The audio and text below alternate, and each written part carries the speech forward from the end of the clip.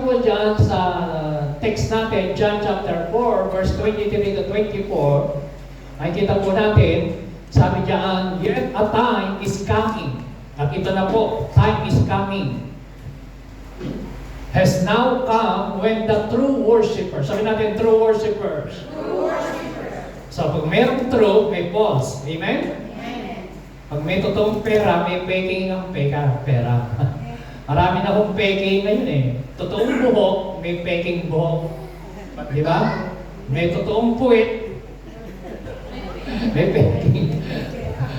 So maraming peking ngayon eh. Totoong mukha, pero merong peking mukha na talaga nagpakinis lang pala ng mukha, pinagtapal-tapal. Marami na ako kasing counterfeit mga peke. Pero ang tema po natin, yung true worshipers at true worship ang pag-uusapan natin. Amen? Amen. Ready na ho ba kayo? Sabi dyan, the true worshipers will worship the Father in spirit and in truth. So, doon pa lang, may lesson na tayong makikita na yung tunay na worshipers ay sumasamba sa espiritu at sa katotohanan. For they are the kind of worshiper the Father seeks. So, ang Diyos pala, naghahanap siya ng tunay na worshipers. Hindi siya naghahanap ng performers, hindi po siya naghahanap ng entertainer, hindi po siya naghahanap ng palabas, kundi ang hinahanap niya yung worshiper. Amen? God is Spirit, sabi natin, God is Spirit, and His worshipers, sino po yung worshipers? Tayo. Must worship in spirit and in truth. So mga kapatid, nakita ko po sa Bible, merong tatlong bagay na hinahanap ang Diyos. Number one, nakita ko po sa Old Testament, may hinahanap siya, sabi ng Ezekiel 22 verse 30, God is looking for someone who will stand in the gap. Ibig sabihin, God is looking for a church or one church who will intercede in behalf of His people. So naghahanap siya ng isang church o isang tao na mananalangin para sa kanyang bayan. So, intercessor, hinahanap ng Diyos. Pangalawa, sabi ng 2 Chronicles 16 verse 9, the eyes of the Lord range throughout the earth and anong purpose? To strengthen whose heart are fully committed to Him. So, ang mata raw ng Diyos naghahanap sa mundo ng mga tao na yung puso ay fully committed na kanyang palalakasin. Whose heart are fully committed to Him. 2 Chronicles 16 verse 9. And pangatlo po, naghahanap ang Diyos ng true worshiper. Sabi natin, true worshipers. True worshipers. So sa Bible po, mga kapatid, nung ipinanganak si Jesus Christ, hinahanap po siya ng mga wise men. Nagdala po sila ng gold, frankincense, at ito po ay para i-offer nila yung treasure na ito kay Jesus Christ to worship Him. Pero alam niyo ho, meron ding hong counterfeit, hinahanap din siya ni Herodes, ang sabi ng Bible, to worship Him, pero ang totohanan, para gusto siyang patayin. So counterfeit. No? Na-worship yon. So hindi ho totoo. Kaya ho sa church, mga kapatid, dapat maintindihan natin ano ba talaga ang worship. Sabi natin, worship. Worship. Tinignan ko po sa dictionary, the dictionary defines worship as the act of expressing love, adoration, respect, and honor for someone or something. So pag sinabing worship, sabi natin worship. Ito po ay pinaliliwanag ng dictionary na ito ay isang pagpapahayag ng iyong pagmamahal, pagsamba, pagrespeto at pagpaparangal for someone or something. Yan ang meaning po yan ng dictionary sa salitang worship. Okay? Sa Greek word, pag tinignan mo yung salitang worship, dalawa yon. Word, hinati sa dalawa. So it derives its meaning from the word ship. Word, karapat dapat siyang sambahin. So esteeming something very highly, pagbibigay ng mataas na napakahalaga. He is worthy. Ibig sabihin, worthy, karapat-dapat sambahin. Okay? Sa English word, to attribute word or to communicate honor, yung salitang worship. Sa Hebrew word is to bow down. At sa Greek word, mga kapatid, to kiss toward, para po bang aso na tinitilaan o hinahalikan yung kamay ng kanyang amo. Pag dumadating ka, ganun ho. Sabihin yung pagpapakumbaba, pag-worship. So napaka-lalim ho ng worship. Hindi ho pag sinabing worship, mga kapatid, ay mababaw lang ang pagkaunawa natin. Kaya nga po ang goal ko, number 1, ng teaching na ito, lesson 1, magkaroon tayo ng clear understanding. Ano ba talaga yung worship? So what is true worship? Ano ba talaga ito? Ito ba'y kanta? Ito ba'y tugtugan? Ito ba'y sayawa? Ito ba'y lundagan? Ito ba'y taasan lang ng kamay? So mga kapatid, hindi ibig sabihin, pumunta tayo rito sa church, tayo po ay naka-worship na. Hindi ibig sabihin, naupo tayo dyan, nag-worship ka. Hindi ibig sabihin, kumanta ka, nag-worship ka na. So dapat maintindihan mo, ano ba talaga ang worship? Kasi po, kapag hindi mo naintindihan ang meaning ng worship, hindi ka makakasama sa Espiritu at sa katotohanan. So dapat maintindihan natin. Amen? So una, the law of first mention. Alam niyo po ba yung salitang worship? Sabi natin worship. Worship. Sa Bible po, napakahalaga yung law of first mention. Ibig sabihin yung kauna-unahang nabanggit yung salita. Law of first. Batas ng, ano yun, sa theology, pag nag-aaral ka, may tinatawag na law of first. Ngayon, sa Bible po, sa Genesis 22 verse 5, kauna-unahang nabanggit yung salitang worship. Okay? Ito po yan. Ang context po nito, mga kapatid, ng Genesis 22 verse 5, eh nung inutusan ng Diyos si Abraham na i-offer niya yung kanyang anak.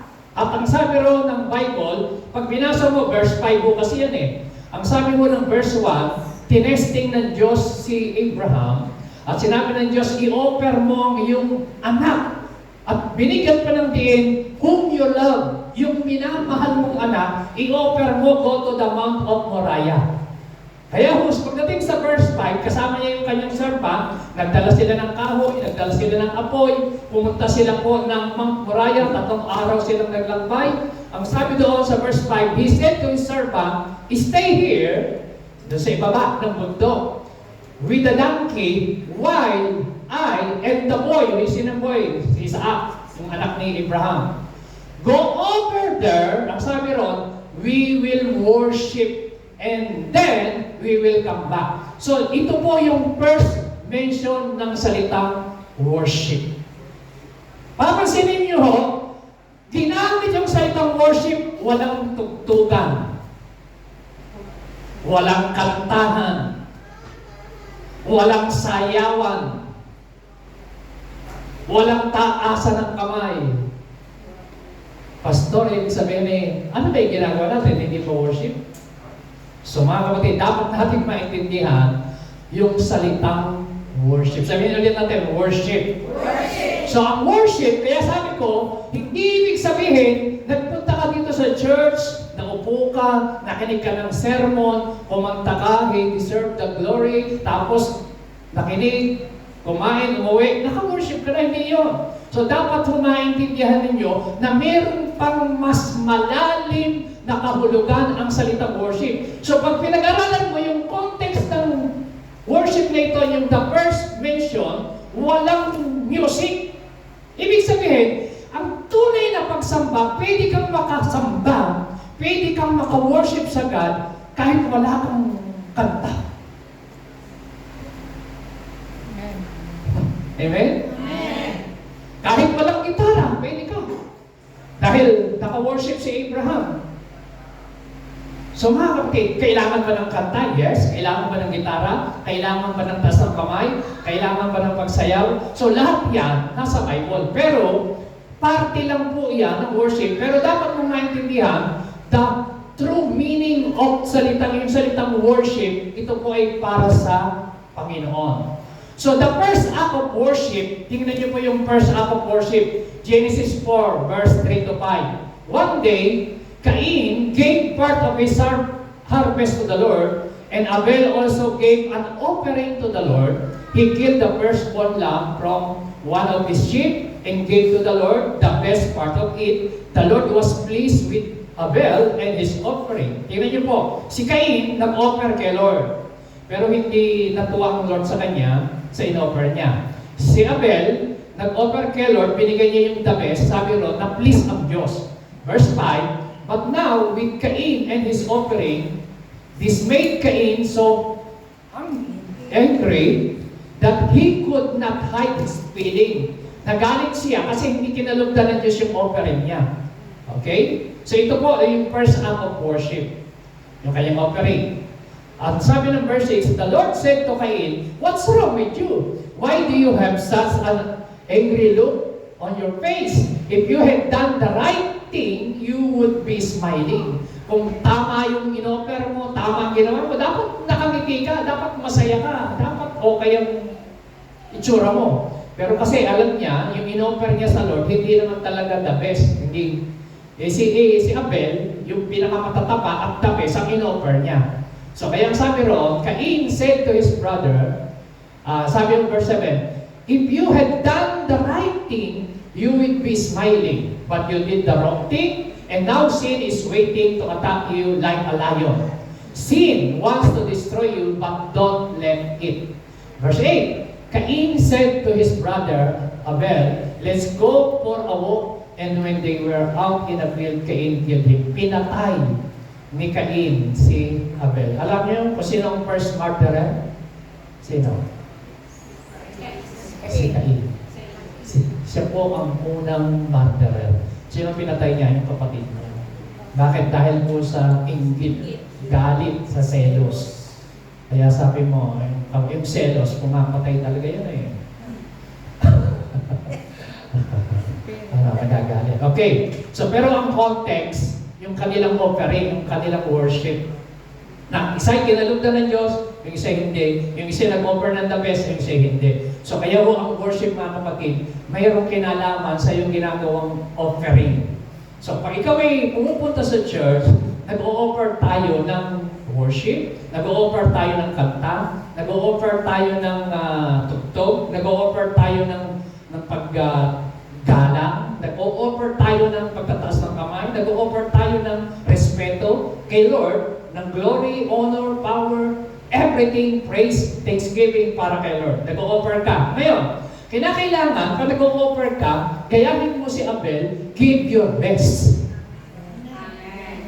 So, sabi ng Diyos kay Abraham, yung context ng worship, pumunta ka sa Mount Moriah, offer your son, whom you love.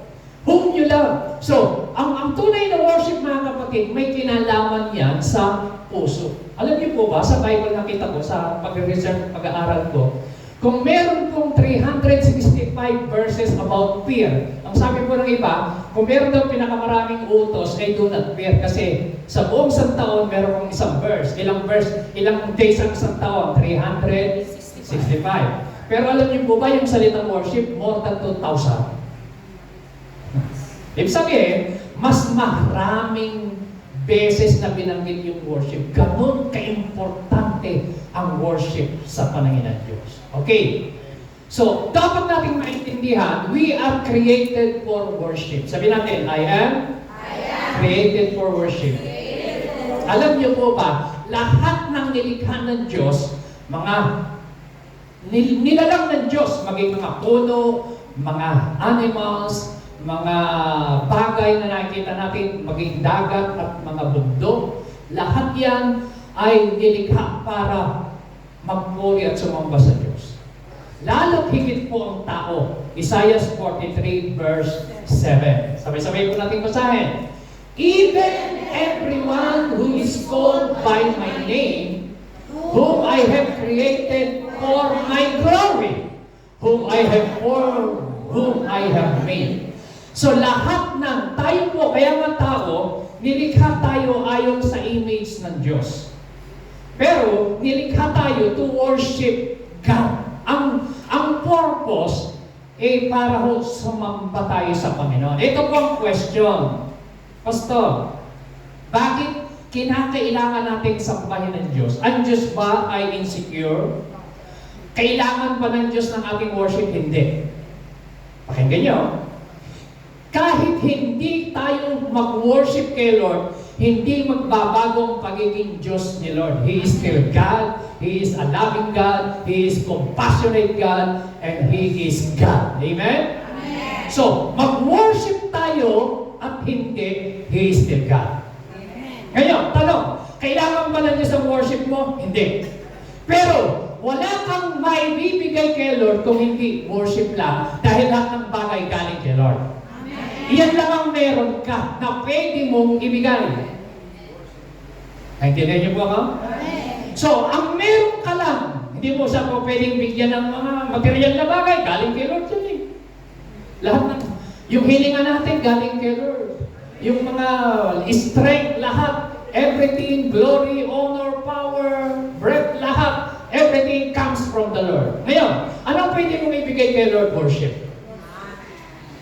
So, hindi ka nagbibigay ng worship dahil kailangan ni Lord.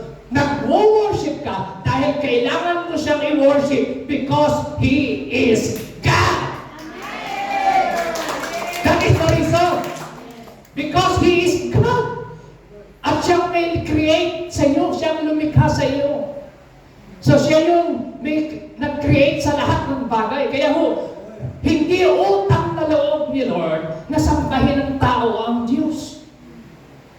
Kung minsan, parang utang na loob pa natin na, Lord, sige pag hindi kita sinamba, tapos walang blessing, tampo-tampo tayo konti kay Lord. Medyo tayo Lord, di mo sinagtang prayer ko. Sa susunod na linggo, di ako mag-worship.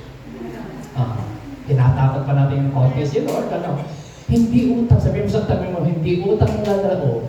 Hindi utang na loob. Nasambahin mo si Lord. Tandaan niyo po yan, ha? Dapat mong sambahin si Lord dahil ito po ang nararapat para sa atin. Amen. To worship God. Alam niyo ho ba na lahat ng tao, maniwala at hindi, lahat tayo ay may sinasamba.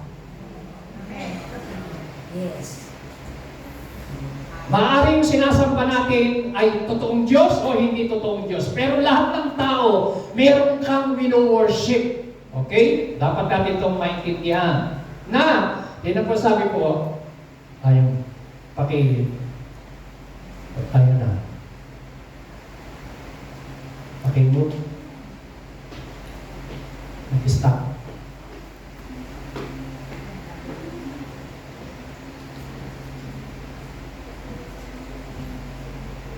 Yeah. Kaya po, itong pag-uusapan natin, John 4:23-24, naghahanap siya ng tunay na sumasamba.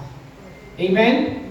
Amen po ba? At ngayon na, kasi alam niyo po ba, sa Old Testament, hindi po sila makasamba sa Espiritu at sa katotohanan. Ngayon ho, ang dumarating at true worshiper will worship the Father because God is Spirit. Kasi iba yung way ng pagsamba sa Old Testament sa pagsamba po natin ngayon. At hindi ka makakasamba sa Espiritu na wala sa iyong Espiritu ng Diyos. Una. Narinig niyo po ba ako? You cannot worship God in the Spirit kung wala kang Espiritu ng Diyos. Paano ka mag-worship in the Spirit kung wala sa Espiritu ng Diyos? So, kailangan tanggapin mo muna ang Espiritu ng Diyos. At yung truth, ibig sabihin nun, Word of God, base sa Word of God ang iyong pagsamba. Hindi base sa tradisyon, hindi base sa mga philosophy, hindi base sa mga kung ano-anong utos ng tao, nakagis ng tao. Hindi yon. Ang tunay na pagsamba, Spirit and in truth. Okay?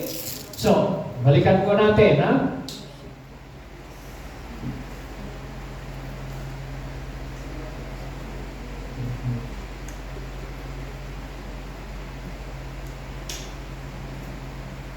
Yeah.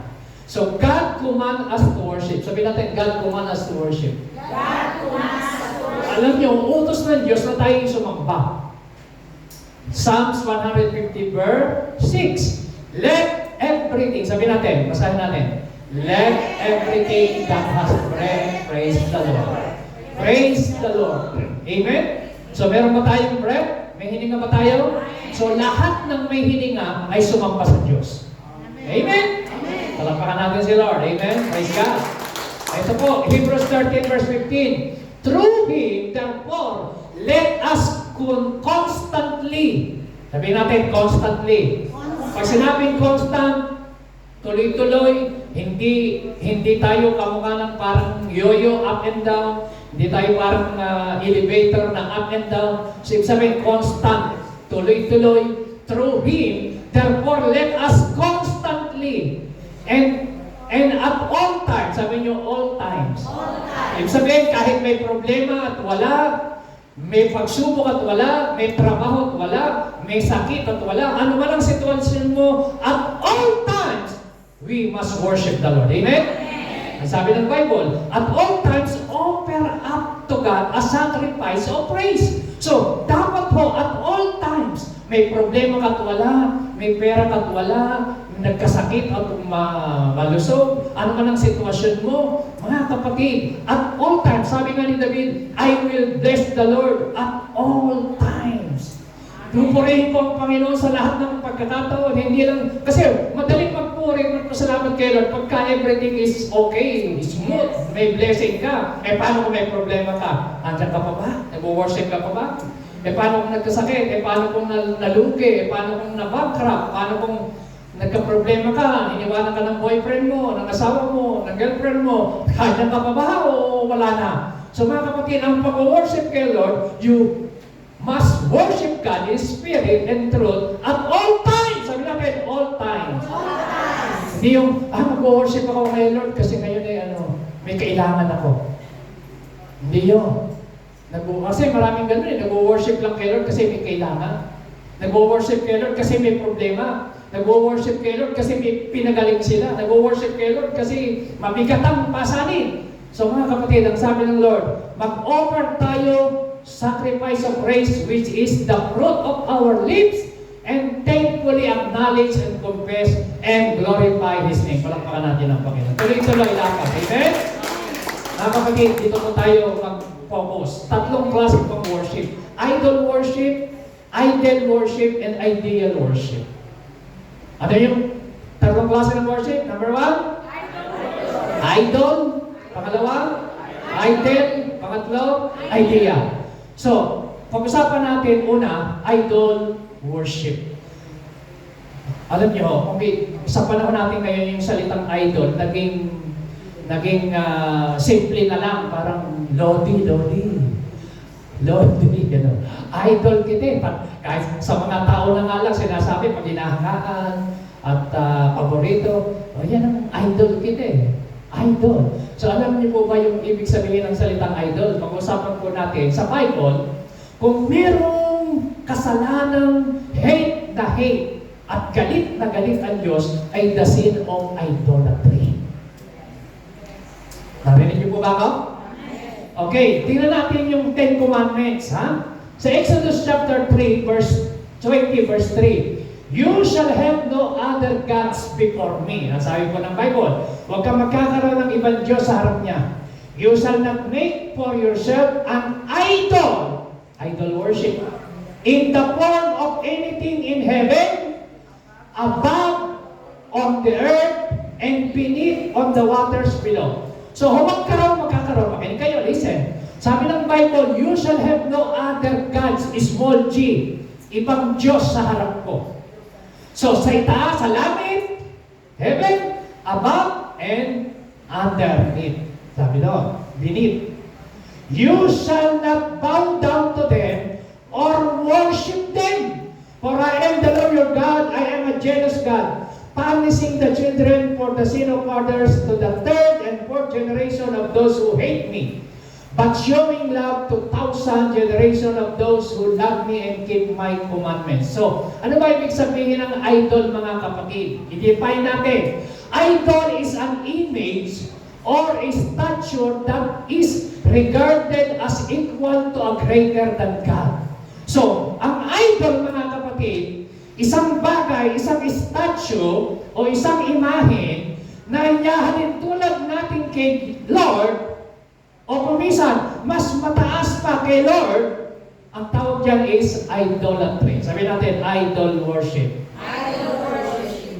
Kaya naalala nyo, nung si Moises umakyat ng Mount Sinai, nung tinanggap niya yung Ten Commandments, yung mga Israelita, gumawa ho sila ng idol, gintong baka, winorship nila, katatapos lang nila makita, kitang-kita nila, dami nilang nasaksihang signs, wonders, and miracle, nakita nila na hinati yung dagat, nakita nila, nagutom sila, nagbigay yung Panginoon ng pagkain galing sa langit, nauhong sila, lumabas ang tubig sa disyerto, pero sa kabila noon, nag-worship pa sila sa idol, at yung idol na yun, alam mo kung ano, mga galing sa kanilang hikaw, galing sa kanilang mga porselas, ginto yun, sila yung gumawa, tapos winorship nila.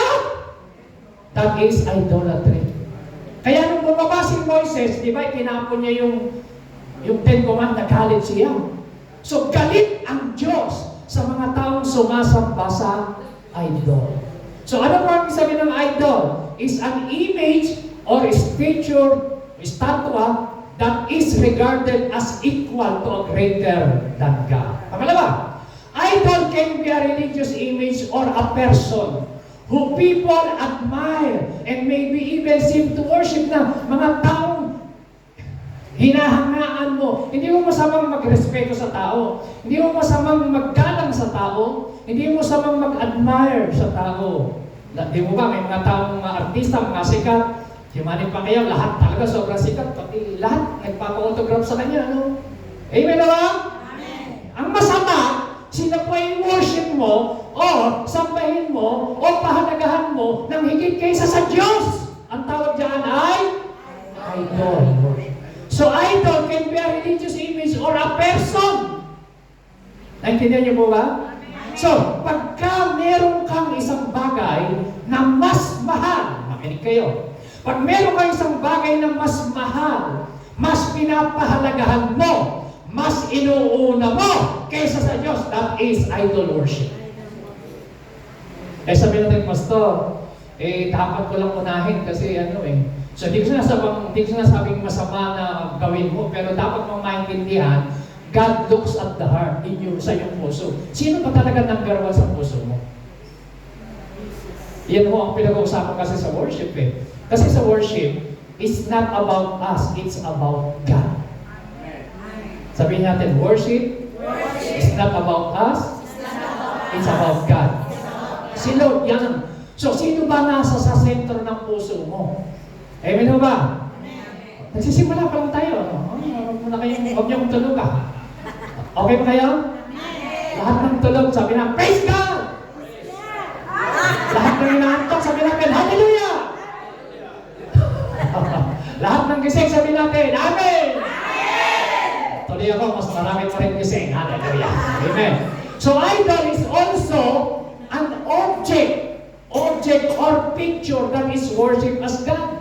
So, ang idol, hindi lang po tao na image o stature o yung nakikita nating mga imahen. Alam niyo kung minsan, ito hindi ho, yung mga tao hindi nagbabasa ng Bible, akala nila yung mga imahen nandun sa altar nila, Diyos na yun. Sino gumawa ng tao? Sino nag-carve ng tao? Sino naglagay ng damit? Tao. Tapos ilalagay dun sa altar nila, sasambahin na katulad lang sa Diyos ang kaya ang tawag doon idolatry. Kaya galit si Lord, ayaw niya na meron siyang mas kapantay o mas higit pa na mas pinapahalagahan mo kaysa sa Kanya. Ang gusto na